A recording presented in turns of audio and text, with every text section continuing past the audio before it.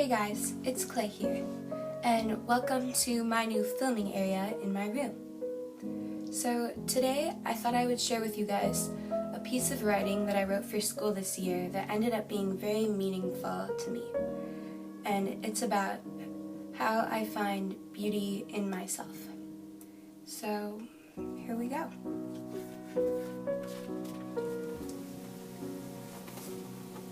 We were assigned a simple task. We were to create one piece of writing for each of the 4 categories of prompts given. 3 of the 4 categories seemed doable, still the slight challenge associated with an honors course, yet still simple enough. These 3 categories were titled Birth, Death, and In Between, Education, and Where I'm From. Within 2 days, I had finished decent pieces of writing for all 3 prompts. Then I reached the 4th category. The title of this category was something I knew would be the ultimate challenge for myself personally. The title was Finding Beauty in Self. After reading it, I immediately panicked. For the past few years, I've been struggling with many aspects of self-acceptance, and I knew for a fact, after many past hours of thinking and analyzing myself, that there was absolutely nothing I liked about myself. There was nothing about myself that I saw as beautiful. When I wake up and look in the mirror, I never see myself as something beautiful. Thoughts run through my head. I'm not pretty enough to be beautiful, or thin enough to be beautiful, or popular enough, or talented enough. I see a sad-looking girl who's 3 inches too short and 15 pounds too large for her own liking. Her dirt brown hair is frizzy and too poofy. She doesn't like it, and hasn't worn it natural since 3rd grade. She lathers on makeup to hide her flaws, but she still feels quite short of beautiful. She still thinks that her eyebrows are too thick, and her nose is too wide, and her face is just a little too round. The girl dislikes the thickness of her muscular neck and shoulders, and most of all, she desperately wishes for a flatter stomach and thinner thighs. She may have recovered from an eating disorder, but she still hasn't recovered from disliking her body. She gets dressed, but not in her own unique style, in the way everyone else dresses, as an effort to avoid getting teased by the popular kids in her integrated science class. In these clothes that she doesn't really want to wear, she feels pretty at best, but still not beautiful. My mind and I follow the girl to school on the city bus and through the doors covered in chipping evergreen paint. As she walks in, she looks with jealous sadness at a group of girls huddled under the stairs near the German and French classrooms.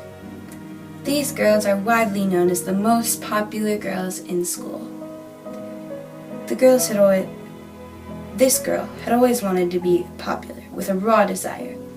All throughout middle school, at the stereotypical rich kid school, she had focused all her energy on befriending this popular group. An exclusive group, who called themselves EEEECKKOSAM, or ECOSAM, an acronym of the first letters of the group members' names. She thought that maybe she'd feel beautiful if she were popular. However, it seemed that the harder she tried to befriend ECOSAM, the more they disliked her. She would sit at their table in the cafeteria every day, where they would leave her out of their meaningless gossiping conversation. She's still haunted by the memory of 3 years ago when the EcoSim girls played a game called Run Away from Claire every day at recess.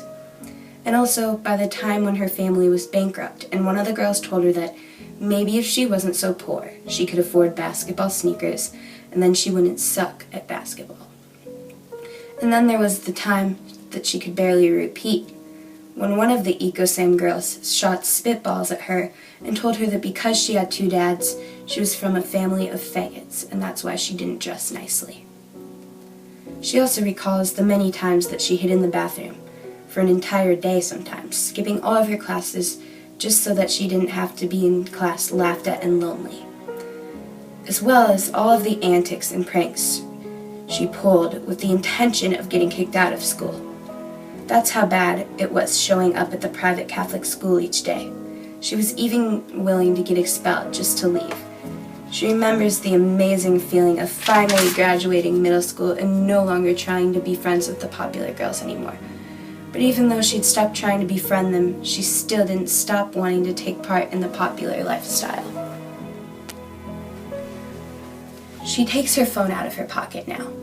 It displays no notifications. There's a sinking feeling in her chest. She knows that if she were popular, her phone would be loaded with new Snapchats to continue snap streaks that were hundreds of days long. The kind of streak she could brag about. Maybe then she'd feel beautiful. She smiles for a split second before remembering that she has no snap streaks.